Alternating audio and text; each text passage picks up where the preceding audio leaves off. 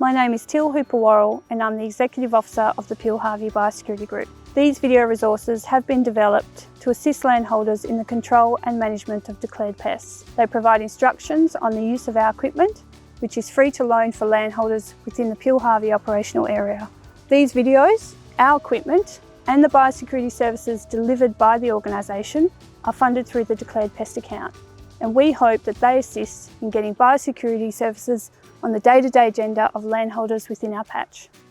My name is Andy Lockie from WA Feral Animal Management. Today we're in a property that's suffering from the impacts of feral pigs. We're going to be setting up a static trap. You could call it a wild mesh trap, figure 6, spring gate trap. Yeah, what we're going to do is demonstrate how to construct it, and then once we've done that, we'll adapt it to incorporate spring gates and other technology if required.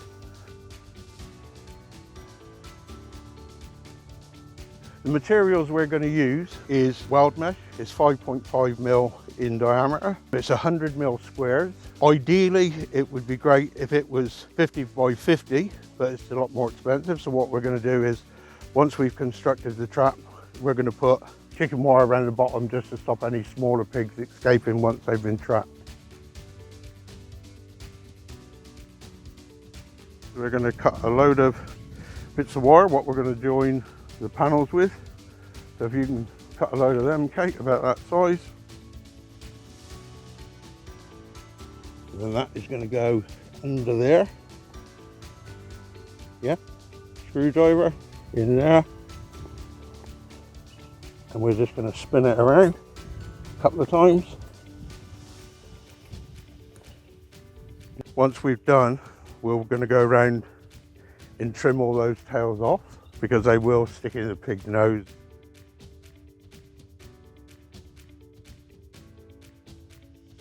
Okay, so we've joined all the panels together. Now we're going to stand it up and walk it round into a certain shape, and then we'll modify it and manipulate it. We're going to do that now.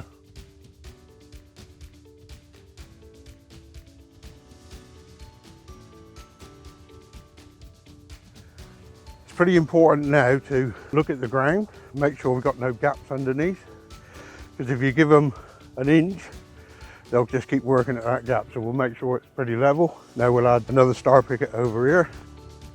What a nice sized trap. You know, you'd get 20 pigs in that trap. So this is what they call your lead. So when pigs go around the trap, they hit this and this funnels them into the gateway. So now what we've got to do is we've got to pull that leg around to meet this one. So we'll just tie this one off. What we're doing now is the final connection of linking all the panels together. Once we've done this, then we'll go to working on the gate. That's probably going to be the hardest bit, because you've got to get that exactly right. But we'll finish linking this and then we'll move on to the gate.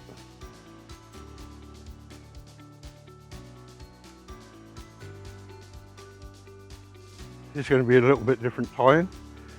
We're going to go through the hole, round one side. We're going to wrap it round. That's going to just go round and round. And that tucks in. That one's the other way around. As you can see, there's already tension on it now, so we've got to take that tension off, because this is going to be like a two-stage system. Well, first of all, you're not going to just try and educate pigs to go in there, because they won't go in there. So first we set off at stage 1, where the gate is fully open. We just let the pigs go in and out.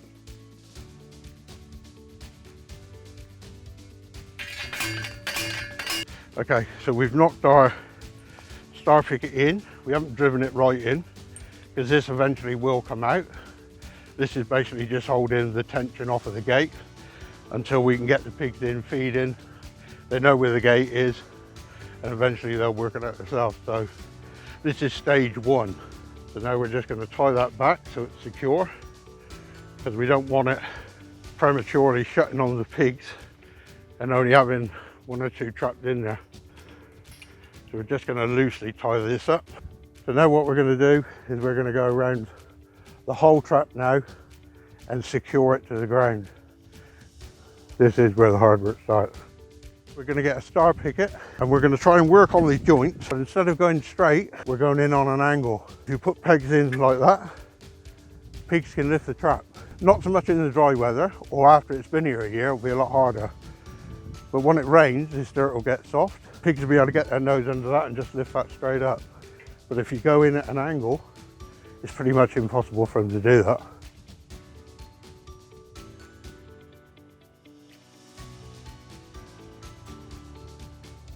Just check your level of your mesh. You want it touching the floor.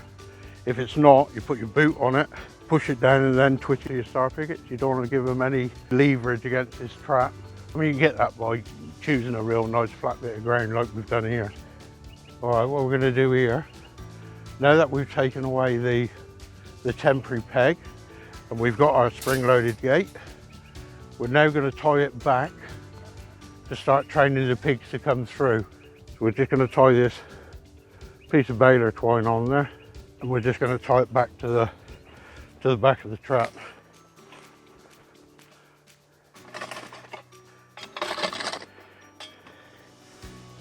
Still a little bit high there, isn't it?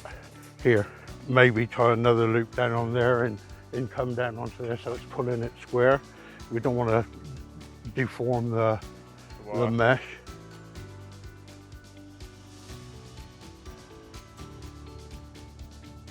There you go. That's holding the door open till you've pre-fed your pigs and you're confidently coming in here feeding. Now you're just ready to reduce the door opening until the time comes you think, well, they're pushing through it okay. Camera's telling me exactly what they're doing. Time to shut the trap.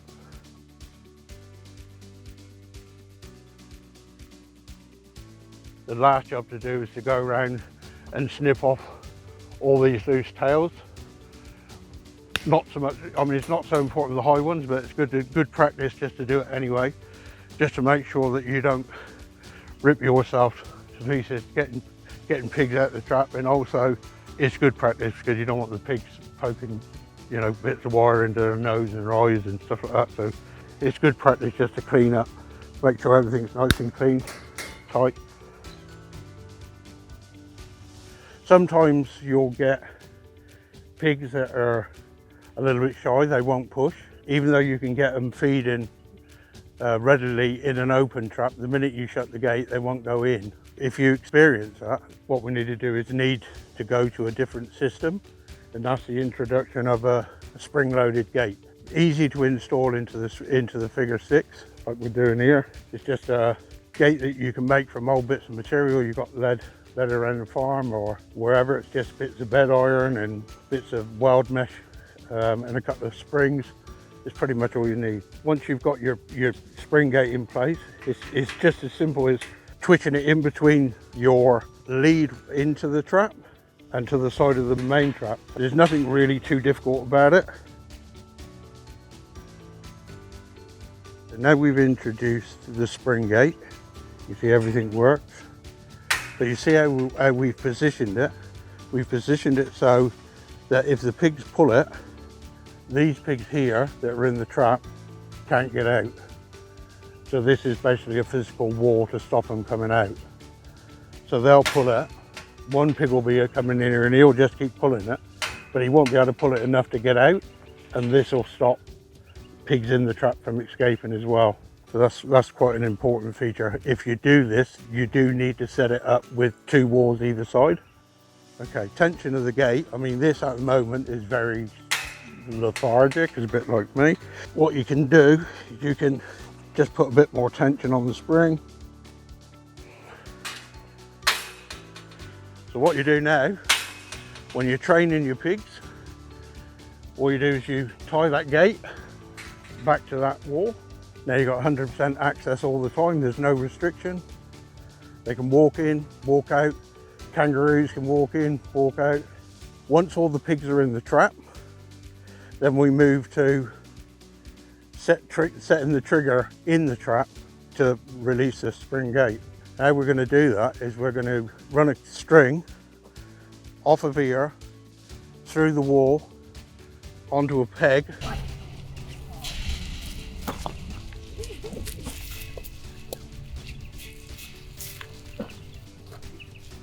I make that all nice and slippery shiny there, so it's no friction there.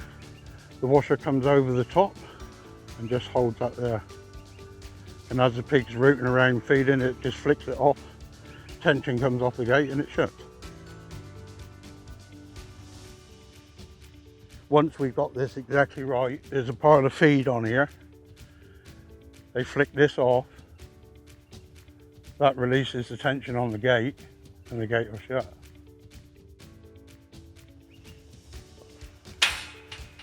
Now if you're finding that kangaroos are setting this off all the time, just go one further, take it across, down and in there. But you're only going to do this when it's trap night anyway. So, you know, not going to be a big deal.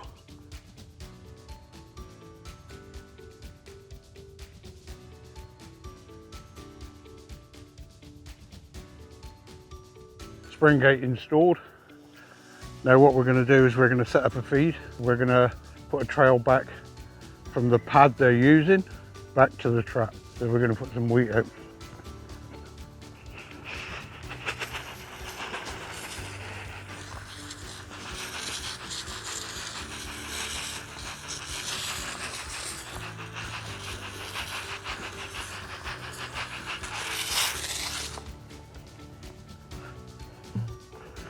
So we put the trail out, just dry wheat.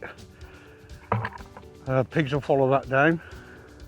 We put enough around the trap as well so they can start feeding around it and getting comfortable.